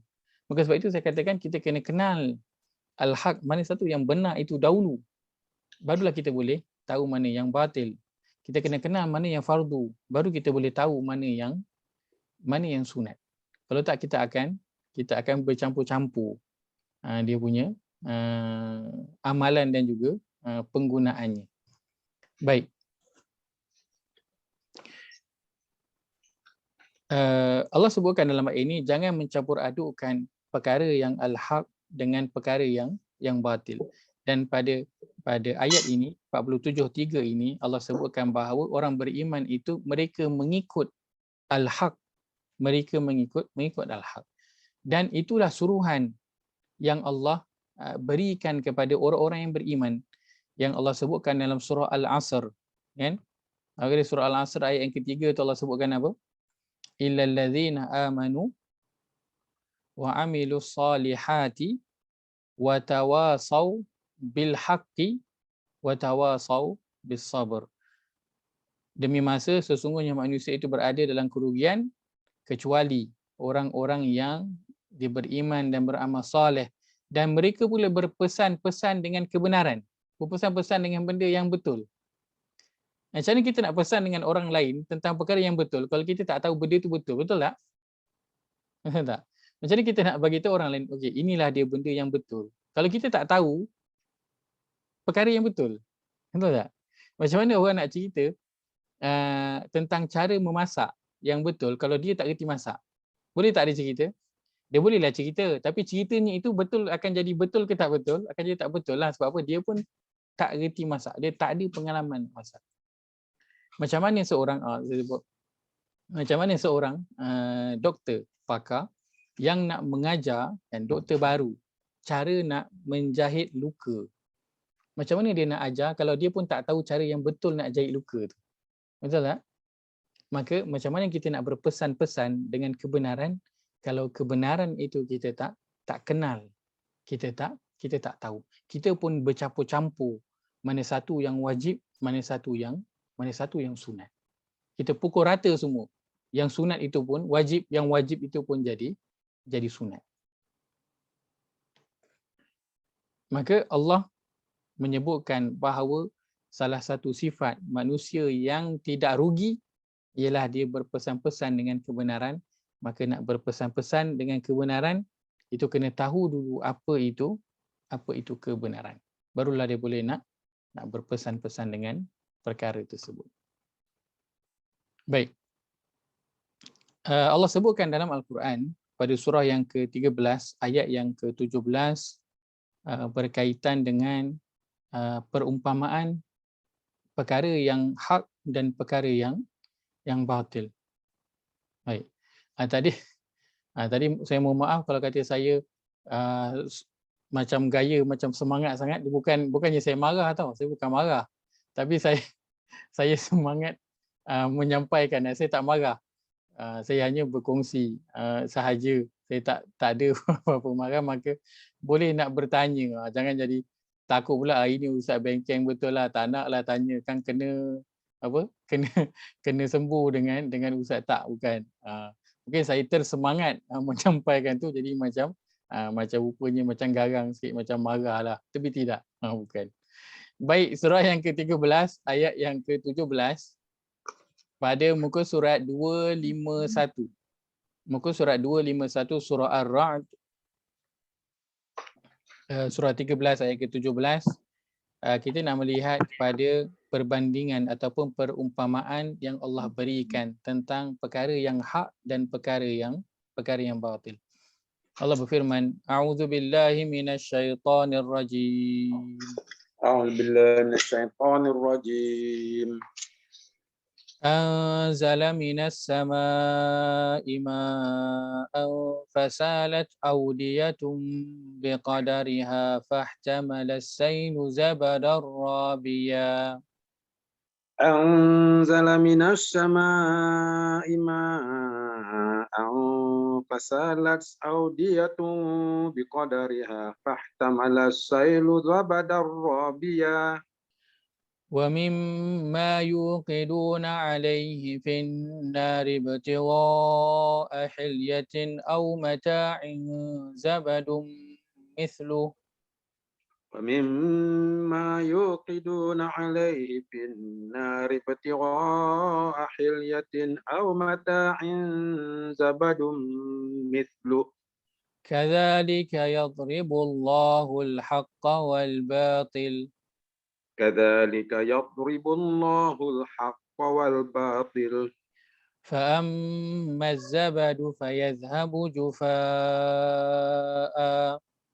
فأما الزبد فيذهب جفاء. وأما ما ينفع الناس فيمكث في الأرض. وأما ما ينفع الناس فيمكث في الأرض. كذلك يضرب الله الأمثال. كذلك يضرب الله الأمثال. Allah telah menurunkan air hujan dari langit, maka mengalirlah ia di lembah-lembah menurut ukurannya. Maka arus itu membawa buih yang mengambang, dan dari apa logam yang mereka lebur dalam api untuk membuat perhiasan atau alat-alat, ada pula buihnya seperti buih arus itu. Demikianlah Allah membuat perumpamaan tentang yang benar dan yang batil. Adapun buih akan hilang sebagai suatu yang tidak ada gunanya, tetapi yang bermanfaat bagi manusia akan tetap ada di bumi. Demikianlah Allah membuat perumpamaan. Baik. Boleh bayangkan tak perumpamaan yang Allah buat kan ni? Boleh bayangkan tak? Allah sebutkan perumpamaan perkara yang hak dengan yang batil. Perkara yang benar dan yang salah. Bukan di tengah-tengah itu, kadzalika yadribullahu al-haqqa wal batil. Demikianlah Allah memberi misal perbandingan tentang perkara yang benar dan perkara yang salah. Allah sebutkan dia ibarat air hujan yang turun daripada langit, yang membanjiri tanah-tanah yang berada di lembah. Maka kalau kita lihat air hujan yang turun itu, sebahagiannya akan apa? Diserap oleh bumi. Maka baki air yang tidak diserap itu apa akan terjadi? Dia akan terus hanyut dengan membawa apa saja yang ada. Dia akan bawa, dalam ayat ini sebut, dia akan membawa buih-buih yang terapung. Dia akan bawa. Maka air yang serap di dalam tanah itu apa akan terjadi selepas berhentinya hujan? Dia akan mula menumbuhkan apa? Mula menumbuhkan tumbuh-tumbuhan. Baik. Kemudian Allah sebutkan seperti itu, dan dari benda-benda yang dibakar di dalam api untuk dijadikan barang perhiasan atau perkakas yang diperlukan, juga timbul buih seperti itu. Itu bila kita bakar dalam api, kan, besi tu contohnya, dia sampai jadi merah tu. So bila kita ketuk tu, kan, adanya apa? Habuk-habuk yang ada pada besi itu yang tertanggal. Maka yang akan tinggal di situ akhirnya apa? Besi. Kalau kita buat parang tu, kan, yang kita designkan dia, bentukkan dia, yang akan tinggal akhirnya besi. Yang kita tengok itulah parang tu. Tapi kalau kita dalam proses itu, ketika mana dia bakar, adanya apa? Kita kata abu-abu besi itu yang ada di besi. Yang mana bila diketuk, bila nak bentukkan parang itu, dia tertanggal daripada besi itu. Maka Allah sebutkan itulah umpamanya perumpamaan perkara yang benar dan perkara yang salah. Dan Allah kata, adapun buih itu maka akan hilang lenyaplah, ia terbuang. Manakala benda-benda yang berfaedah kepada manusia akan tetap tinggal di bumi. Maka air hujan yang diserap masuk ke dalam bumi, itulah dia perkara al-haq. Dia akan kekal ada dalam bumi. Apa kesan dia? Kesannya daripada situ akan tumbuh tumbuhan yang memberikan makanan kepada manusia, yang memberikan makanan kepada haiwan. Kalau sesuatu ladang itu dah hidup segar, tiba-tiba datang banjir. Apa banjir itu akan buat dengan ladang? Contoh ladang jagung contoh. Apa akan jadi ladang jagung tu? Dia akan rosak habis. Sebab apa? Air yang banyak yang tidak diserap oleh bumi. Maka yang bermanfaat untuk ladang adalah apa? Air yang terlampau banyak ataupun air yang diserap oleh bumi itu, yang sekadarnya. Yang bermanfaat adalah air yang diserap oleh bumi sahaja. Yang lebih-lebih itu semua dia akan jadi perkara yang memusnahkan, yang akan hilang, yang tidak bermanfaat. Kita pun doa biar banjir, bila banjir itu kita doa biar banjir itu cepat-cepat hilang. Sebab apa? Dia tak bagi kita apa-apa manfaat. Tapi bila dah lama kemarau, hujan tak turun, kita minta tak hujan turun? Minta. Tapi kita minta hujan yang, sebab itu bila hujan je kita akan baca doa apa? Allahumma sayyiban nafi'ah. Ya Allah, turunkanlah hujan yang bermanfaat. Maksudnya dengan kadar yang secukupnya, supaya bumi ini serap, cukup dah. Supaya bumi kembali segar. Mana yang lebih-lebih sampai banjir itu tak nak, ya Allah. Sebab apa? Dia tidak berguna untuk manusia. Maka itulah yang Allah beri perumpamaan al-haq dan juga al-batil itu. Perkara yang hak dia akan tetap kekal dengan manusia, memberi manfaat kepada manusia. Adapun perkara yang batil, dia hanya akan tidak memberi manfaat, dia akan hilang lenyap. Seperti juga buih yang berada pada besi, yang akhirnya tinggal adalah parang yang dah siap itu. Kan? Kereta yang dah siap tu. Debu-debu yang ada pada besi itu akan hilang. Dia tidak memberi manfaat pun kepada manusia. Bahkan kalau dikumpul, kita tak boleh nak buat apa pun dengan debu-debu yang datang daripada besi. Baik. Maka ini Allah sebutkan perumpamaan kebenaran dan juga kesalahan. Benda yang benar dan juga benda yang salah, ataupun Quran sebutkan benda yang hak dan benda yang batil. Benda yang batil dia umpama satu penipuan. Benda yang batil dia umpama satu penipuan. Dia perkara yang tidak benar, dia berlawanan daripada al-haq.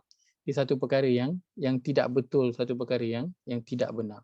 Maka sebab itu Allah melarang agar daripada dicampurkan kebenaran dan juga kebatilan, kerana tak mungkin yang salah itu akan bercampur dengan yang benar, kerana nanti akan hilang rupa sebenar kebenaran itu, yang akhirnya orang akan anggap yang benar itu, yang salah itu adalah benar.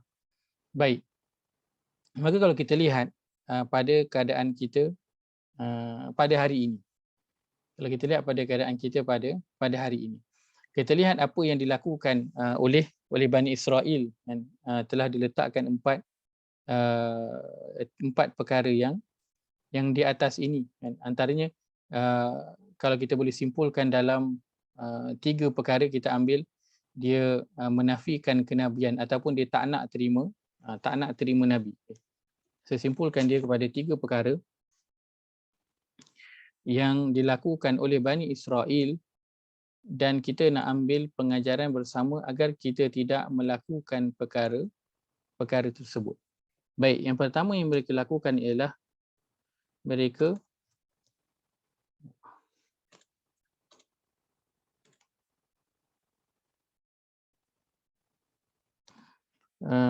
tidak mahu menerima Nabi.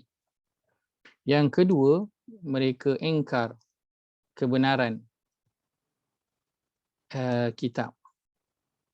Yang ketiga, mereka ubah kitab. Baik. Ini 3 perkara yang utama yang dilakukan oleh Bani Israel. Pertama, mereka tidak mahu menerima Nabi Muhammad sallallahu alaihi wasallam walaupun telah dikhabarkan dalam kitab mereka. Baik, kalau kita lihat pada sekarang ini adanya orang yang tidak mahu, bukan dia tak mahu terima Nabi sebab Nabi dah tak ada, akan tapi dia tidak mahu menerima ajaran Nabi sallallahu alaihi wasallam dengan pelbagai alasan, kan. Contoh, kan, Nabi sallallahu alaihi wasallam adalah menyebut berkaitan dengan apa? Berkaitan dengan seluar yang dipakai di atas buku lali. Contohnya, seluar yang dipakai di atas buku lali. Maka kalau dulu kita melihat orang yang pakai seluar, kan, atas buku lali ni, kita akan tengok ini macam ekstremis ni, kan. Macam ekstremis, terlampau sangat nak ikut dalam agama ni, kan. Akan tetapi bila sekarang ini trend itu dibawakan oleh datangnya daripada Korea, maka kita semua menerima trend itu dengan hati yang terbuka. Akan tapi bila dulu disebutkan ia datangnya daripada hadis Nabi SAW, ada orang yang memandangnya sebagai perkara yang ekstremis dalam agama, contohnya. Kan begitu juga orang yang nak memelihara janggut yang panjang, yang tebal. Kita melihat ini adalah perkara yang ekstremis dalam agama, sedangkan itu ada contohnya daripada Nabi sallallahu alaihi wasallam.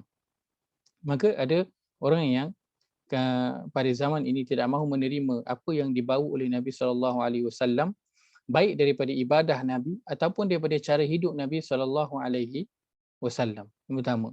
Yang kedua, ingkar kepada kebenaran kitab. Al-Quran menyatakan tentang apa? Tentang haramnya riba.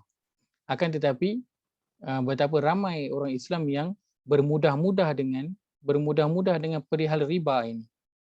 Al-Quran menyatakan tentang keharaman untuk lelaki berkahwin dengan lelaki, wanita dengan wanita.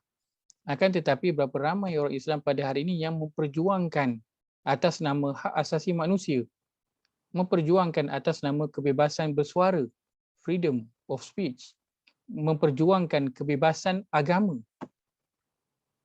Itu semua ingkar kepada apa? Kebenaran yang adanya dalam kitab. Dan perkara ini juga dilakukan oleh siapa? Telah dilakukan dulu oleh Bani Israel. Kemudian yang ketiga, ada yang mengubah kitab. Kalau sekarang mungkin kita tak jelas lah sebab apa? Tak ada berani lagi orang dia nak ubah tulisan Al-Quran ini, betul tak? Dia nak tambah, kan? Sebab kalau tambah satu huruf je, memang satu Malaysia, satu dunia akan kecoh. Tak ada tambahan huruf baru dalam ayat yang tertentu. Semua orang akan tahu. Akan tetapi bagaimana kitab ini diubah pada zaman ini? Dengan membawa ideologi, dengan memberikan apa? Tanda soal dalam kepala. Contohnya, orang kata dalam Quran tak ada suruhan pun untuk solat fardu 5 waktu. Tak ada pun suruhan yang jelas. Dia tanya, bawakan daripada Quran, mana ayat yang Allah suruh solat fardu 5 waktu? Tak ada. Dia kata, bawa ayat daripada Quran, suruhan untuk pakai tudung. Tak ada sebut dalam Quran. Maka ini cubaan untuk apa? Nak mengubah kitab. Walaupun dia tak ubah dari sudut tulisan, tapi diubah dari sudut dengan membawa ideologi tentang kitab ini. Agar orang mula rasa ragu-ragu. Agar orang mula memandang dengan pandangan yang betul juga betul juga nak menimbulkan perkara-perkara yang begitu. Dia nak biar orang ada question mark dengan Quran ini. Sedangkan Quran ini perlu diterima dengan sepenuhnya dan tanpa soal. Akan tapi dia mula menyoalkan perihal-perihal agama. Maka kalau orang yang dia tidak tahu tentang al-haq, kebenaran ini, maka dia akan mudah terjerumus di dalam lubang itu. Kerana dia tak tahu kebenaran. Kata betul juga. Betul juga. Kan? Antaranya saya pernah sebutkan juga perkara ini. Dan seorang orang Syiah daripada kalangan orang Malaysia, dia bersoal jawab dengan seorang ustaz yang terkenal di sebuah syarikat penulisan penerbitan. Dia tanya dengan siapakah yang lebih baik, dan untuk siapakah yang lebih baik dan lebih layak untuk menjadi khalifah yang pertama selepas kewafatan Nabi SAW.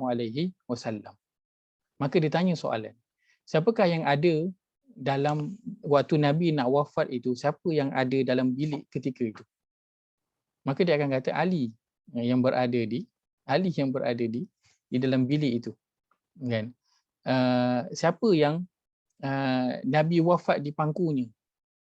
Dikatakan adalah Fatimah Az-Zahra, anak baginda sallallahu alaihi wasallam. Kemudian disebutkan lagi, ditanya kelebihan-kelebihan yang ada pada Ali radhiyallahu an, Fatimah radhiyallahu anha, dan juga cucu Nabi SAW Al-Hasan dan juga Al-Husain.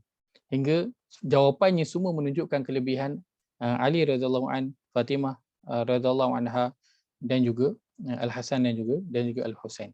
Maka akhirnya ditimbulkan satu soalan. Kalau begitu, siapa yang lebih layak untuk menjadi khalifah selepas Nabi? Adakah Ali ataupun Abu Bakar? Maka bila timbul soalan, dia akhirnya akan timbul soalan begitu. Kenapa? Nak menimbulkan orang punya ragu-ragu. Betul juga yang patut lebih layak adalah Ali, bukannya Abu Bakar, sebab waktu nak wafat Ali yang ada dalam tu dengan Nabi, Fatimah yang ada di situ, Hasan dan Husain yang berada di situ. Nabi memberikan wasiat kepada mereka dan sebagainya.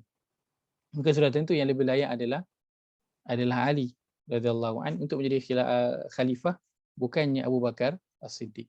Maka orang yang dia tak tahu tentang al-haq, kebenaran, maka dia akan betul juga, dia akan mula terpedaya dengan dakwah yang dibawa ini. Ya. Maka akhirnya akan terjerumus. Kenapa? Kerana tidak tahu apa itu kebenaran.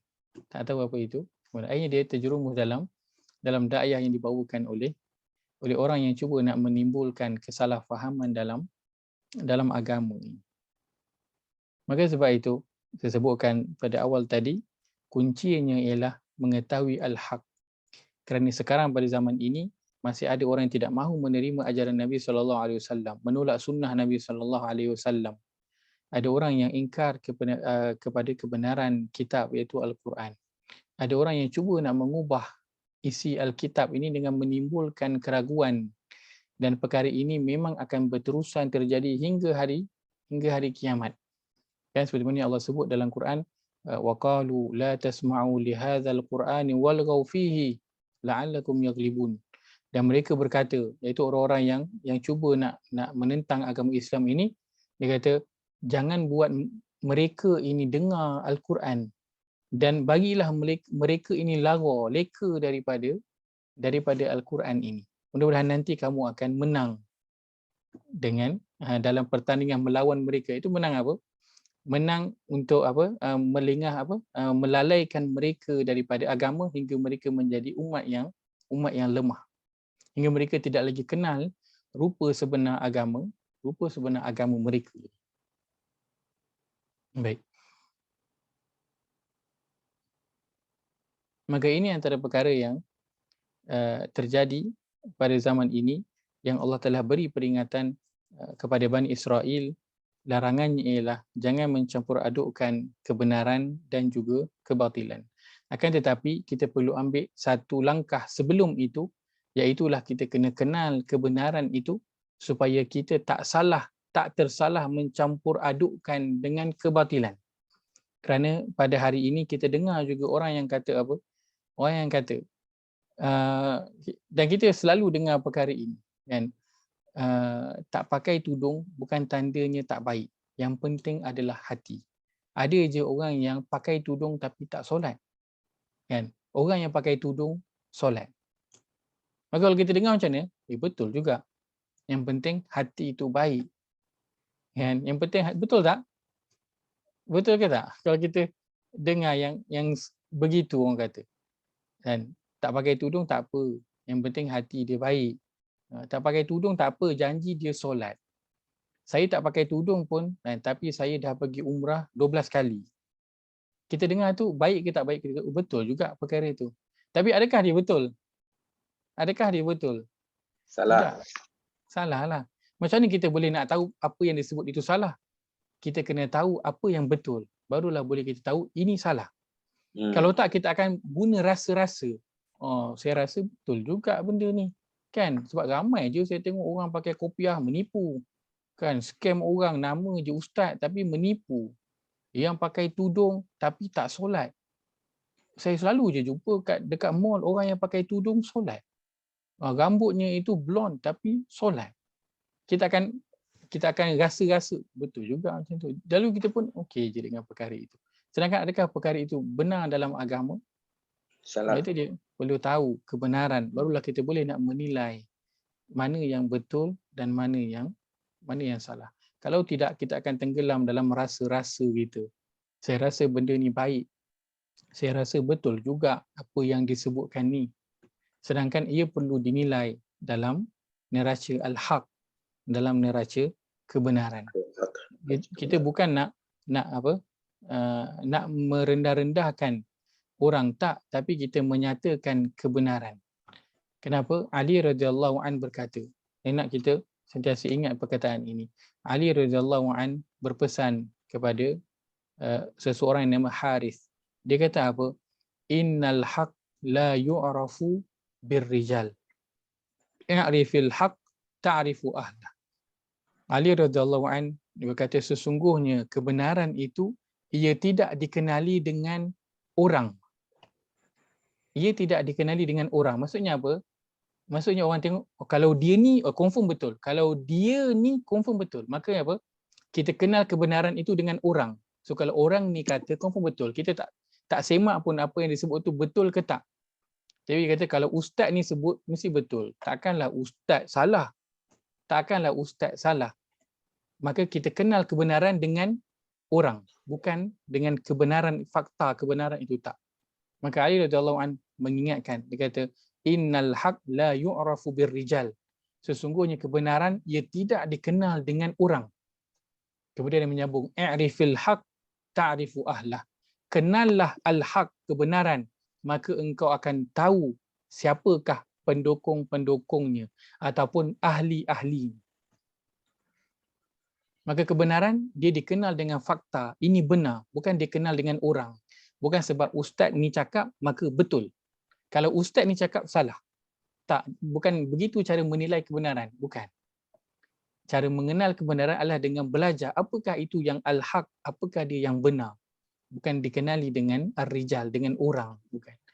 Dan begitu cara kita menilai hari ini, kita menilai sesuatu itu benar ataupun tidak dengan melihat pada orang, bukan melihat pada fakta, pada apa yang disampaikan. Maka sebab itu mudah untuk kita nak label orang. Lain je sikit, oh ini salah. Lain je sikit, kita label dia ini, kita label dia itu. Kenapa? Kerana kita nilai dia mengikut orang, bukan fakta. Sebab kita pun tak tahu apa disebutkan tu, kita pun tak tahu. Sebab cuma kita hanya pernah dengar ustaz yang kita berpihak tu, kita sokong, kita yakin dia tu betul tu, pernah cakap yang dia ni salah. So kita pun katalah ustaz ni salah. Sebab apa? Sebab ustaz ni kata dia salah. Apa dia cakapkan pun kita tak tahu. Sebab apa? Kerana kita mengenal kebenaran dengan orang, bukan kita kenal kebenaran itu apa. Maka Ali radhiyallahu an berpesan, innal haqqa la yu'rafu birrijal i'rifil haqq ta'rifu ahlah. Sesungguhnya kebenaran tidak dikenal dengan orang, akan tetapi kenallah kebenaran, maka engkau akan tahu siapa yang pendukungnya, siapa yang memperjuangkannya. Maka kalau orang ada pegangan ini, cara fikir dan cara faham begini, maka dia akan mudah. Apa sahaja yang terjadi di depan dia, dia tidak akan nilai dengan siapa yang berkata, tapi dia akan tengok apa yang dia katakan itu. Dia ada neraca dia untuk dia nak timbang. Adakah ini betul, adakah ini salah. Kerana dia dah tahu apakah dia yang benar, yang al-haq. Hingga orang kata, tak apalah, ini bukan rasuah. Ini adalah apa? Ini adalah duit kopi. Dan ini adalah hadiah. Tapi orang yang kenal kebenaran, dia akan kata apa? Ini adalah rasuah. Bagaimana yang terjadi pada zaman Nabi SAW dan juga para sahabat. Seorang yang berjawatan diberikan hadiah. Maka bila ditanya, dia katakan ini adalah hadiah yang orang berikan kepada saya. Maka Nabi bertanya kepada dia, kalau engkau tak pegang jawatan ni, kau akan dapat tak hadiah tu? Dia kata tak. Maka hadiah ini adalah kerana jawatan engkau, bukan kerana engkau. Maka sebab itu kena tahu. Kalau kita tak tahu kebenaran, kita akan ditutup dengan pelbagai istilah pada hari ini. Hingga kita tak tahu dah benda ni boleh ke tak sebenarnya. Boleh ke tak sebenarnya. Hingga ada orang yang percaya, buatlah sahaja apa pun dosa dan juga kesalahan, nanti last kali pergi je lah umrah. Pergi je lah umrah. InsyaAllah selesai semua tu. Ambillah berapa banyak nak ambil, buatlah dosa berapa banyak nak buat. Last kali pergi je umrah, settle. Nanti akhirnya akan balik kosong balik. Dia anggap begitu. Kenapa? Kerana dia tak kenal apa itu kebenaran, adakah benar apa yang dia lakukan itu. Dan kebesaran Ali radhiyallahu an adalah perkara yang kita nak sama-sama beri perhatian. Sebab itu antara doa Nabi SAW, nanti saya tak tempat nak tuliskan di sini, adalah Allahumma arinal haqqa haqqan warzuqna ittiba'ah wa arinal batila batilan warzuqna ijtinabah. Ya Allah, tunjukkanlah kepada kami apa yang benar itu benar, dan rezekikanlah kami untuk mengikut kebenaran itu. Dan ya Allah, tunjukkanlah kepada kami apa yang batil itu adalah batil, dan jauhkanlah dan rezekikanlah kami untuk menjauhinya. Ini doa Nabi SAW. Nabi Nabi adalah salah seorang apa? Al-Haq, yang benar. Nabi datang bawa apa? Al-Haq, Al-Quran yang benar. Nabi diutus oleh siapa? Allah Azza wa Jalla, Tuhan yang Al-Haq, membawa agama yang Al-Haq. Tetapi Nabi berdoa agar Allah tunjukkan dia kebenaran itu kebenaran, dan kebatilan itu adalah kebatilan. Maka ini doa yang Nabi SAW amalkan. Maka kita sudah tentu perlu lagi lebih berhajat kepada doa ini, yang mana pada hari ini kebenaran dan juga kebatilan telah bercampur aduk. Kena banyak kita berdoa memohon kepada Allah SWT di akhir-akhir zaman ini agar Allah memperlihatkan kepada kita kebenaran itu adalah kebenaran, dan Allah rezekikan kita untuk ikut kebenaran itu. Kenapa? Kerana ciri orang beriman yang Allah sebutkan dalam surah yang ke-47 ayat ketiga tadi, walladzina amanu taba'ul haqqa min rabbihim, dan orang yang beriman mereka mengikut kebenaran yang datangnya dari Tuhan mereka. Ia adalah lambang keimanan, dan Nabi memohon agar Allah memperlihatkan, tunjukkan kepada Nabi bahawa yang batil itu adalah batil, dan rezekikan dia daripada menjauhi perkara yang salah, menjauhi kebatilan tersebut. Maka ini larangan Allah Azza wa Jalla pada ayat yang ke-42 agar jangan mencampur adukkan perkara yang salah dengan perkara yang benar dengan perkara yang batil, dan kamu menyembunyikan perkara yang benar itu padahal kamu mengetahuinya. Jika seorang mengetahui, dia dah belajar dan apa yang dia tahu daripada Quran, dia dah masuk kelas, banyak perkara yang dia ketahui. Akan tetapi dia tidak bersedia untuk mengamalkannya dalam kehidupannya, dalam keluarganya, daripada perkara yang asas hingga perkara yang besar-besar. Maka takutlah untuk dia termasuk dalam kalangan orang yang menyembunyikan kebenaran dalam keadaan dia tahu. Dia tahu bahawa kehidupan dia kena mengikut panduan Al-Quran dan juga As-Sunnah. Solat dia, ibadah dia kena dilakukan hanya untuk Allah SWT dengan mengikut cara Nabi SAW. Dia tahu dia kena menjaga aurat dia. Dia tahu dia kena menjaga sumber rezeki dia. Dia tahu dia kena menjaga penglihatan, pendengaran, percakapan dan juga anggota badan dia. Akan tetapi dia tidak mengendahkan perkara tersebut, maka kita bimbang termasuk dalam golongan orang yang menyembunyikan kebenaran dalam keadaan kita tahu. Kita tahu perkara itu salah, tapi kita tetap melakukannya. Kita tahu perkara itu dilarang oleh agama, tapi kita tak melakukannya. Kita tahu apa yang dilakukan oleh ahli keluarga kita itu salah, akan tetapi kita tutup mata buat tak tahu sahaja. Maka Allah kata wa antum ta'lamun, sedangkan kamu tahu perkara itu salah. Tapi kenapa kamu senyapkan perkara yang salah? kamu tahu sesuatu perkara itu benar, tetapi kenapa kamu senyapkan perkara yang benar itu. Maka ini peringatan, larangan yang Allah sebutkan kepada Bani Israel, dan juga larangan ini kepada kita umat Nabi Muhammad sallallahu alaihi wasallam agar tidak mencampur adukkan kebenaran dan juga kebatilan, apa yang benar dan apa yang salah, dan tidak menyembunyikan apa yang salah. Kadang kita tahu perkara itu salah, kan? Kadang orang bukan tak tahu apa yang dia buat tu salah, kan? Bukan orang tak tahu apa yang dia buat tu salah, dia tahu tapi dia tetap melakukan. Maka itulah dia menyembunyikan kebenaran itu. Dia menidakkan kebenaran yang telah berkata-kata dalam diri dia. Dalam keadaan dia tahu perkara itu adalah salah untuk dilakukan. Perkara yang ini benar tapi dia senyapkan. Perkara ini yang salah tapi dia tetap lakukan. Maka kita nak berdoa kepada Allah Azza wa Jalla agar Allah tunjukkan kita apa itu kebenaran dan rezekikan kita untuk mengikutnya, dan memohon kepada Allah Azza wa Jalla agar menunjukkan kita apakah dia perkara yang batil, perkara yang salah, dan merezekikan kita untuk menjauhinya. Maka daripada ayat ini, apa yang perlu kita lakukan, itu yang saya sebutkan di awal tadi, kita kena kenal al-haq itu apa. Kita kena kenal apa yang benar. Kita kena kenal apa yang betul sebagai dalam kehidupan kita sebagai seorang Muslim. Kita kena kenal dalam ibadah kita ini apa yang benar, apa yang boleh dilakukan dan apa yang tidak boleh dilakukan.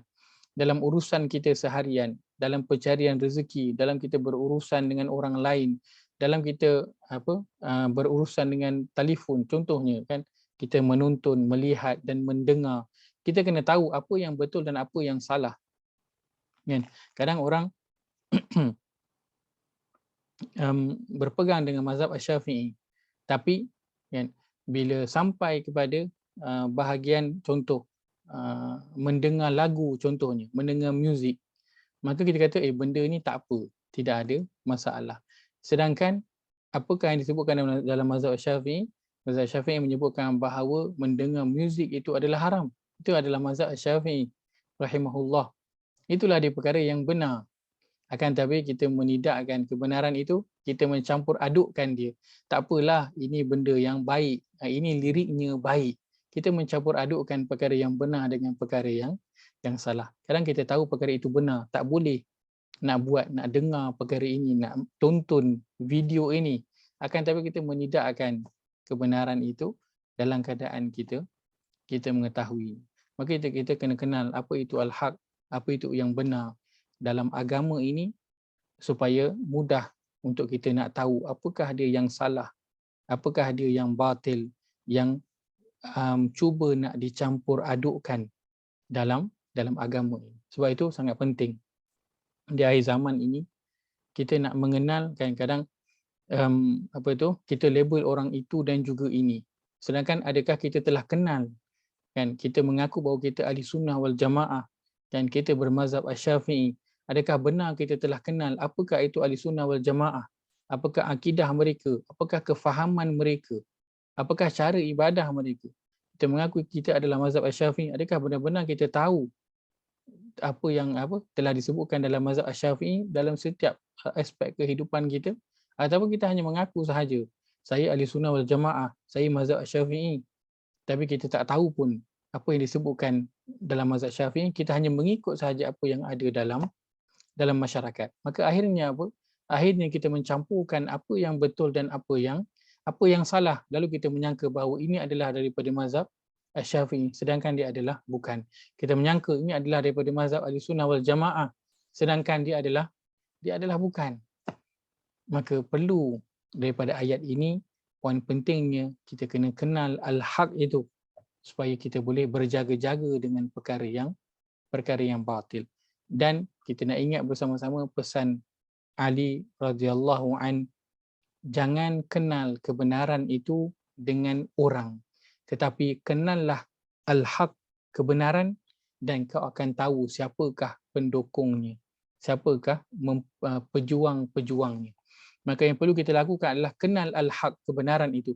Tak perlu kisah siapa pun yang ada di situ, tak perlu kisah. Jangan kita terus kata, oh ustaz ni betul, yang ni salah, orang ni betul, orang ni salah. Jangan. Itu bukan cara untuk nak mengenal kebenaran. cara untuk kenal kebenaran adalah dengan belajar. Tahu dengan ilmu mana satu yang betul, mana satu yang benar, al-haq, supaya kita tahu mana satu yang salah. Hentikan kita mengenal sesuatu itu dengan orang. Kalau orang ni buat betul, maka kepincangan yang terjadi dalam masyarakat adalah sebab kita sendiri, kan? Mudah kita nak kata orang ni betul dan orang ni salah, tanpa kita mengetahui pun tentang apa yang disebutkan, apa yang dibincangkan itu. Wallahu ta'ala alam. Itu saja saya kongsikan pada malam ini. Moga ada manfaat yang dapat diambil. Mengetahui kebenaran dan juga kebatilan adalah perkara yang penting dalam agama ini, kerana nak beramal dalam agama perlu betul-betul benar kita ketahui apa yang sebenarnya datang daripada Allah dan juga Nabi SAW. Dia bukan dengan agak-agak, dia bukan dengan rasa-rasa. Aqulu qawli hadza wa astaghfirullahal azim li wa lakum. Allahumma ij'al hadza jama'ana jam'an marhuma wa tafarruqana min ba'dihi tafarruqan ma'suma. Allahumma inna na'udzubika min 'ilmin la yanfa' wa min qalbin la yakhsha' wa min nafsin la tashba' wa min da'watin la yustajabu laha. Rabbana ighfir lana wa li ikhwanina alladhina sabaquna bil iman wa la taj'al fi qulubina ghillan lil ladzina amanu rabbana innaka ra'ufur rahim. Rabbana atina fid dunya hasanah wa fil akhirati hasanatan wa qina adzaban nar. Sallallahu ala nabiyyina Muhammad wa ala alihi wa sahbihi ajma'in. Walhamdulillahi rabbil alamin. Kita tutup dengan tasbih kifarah. Subhanakallahumma wa bihamdika asyhadu an la ilaha illa anta astaghfiruka wa atubu ilaik. Jazakumullah khairan pada semua meluangkan masa pada malam ini. Moga Allah nilai dia sebagai amal yang saleh, insya-Allah. Moga Allah terima amal ini, insya-Allah.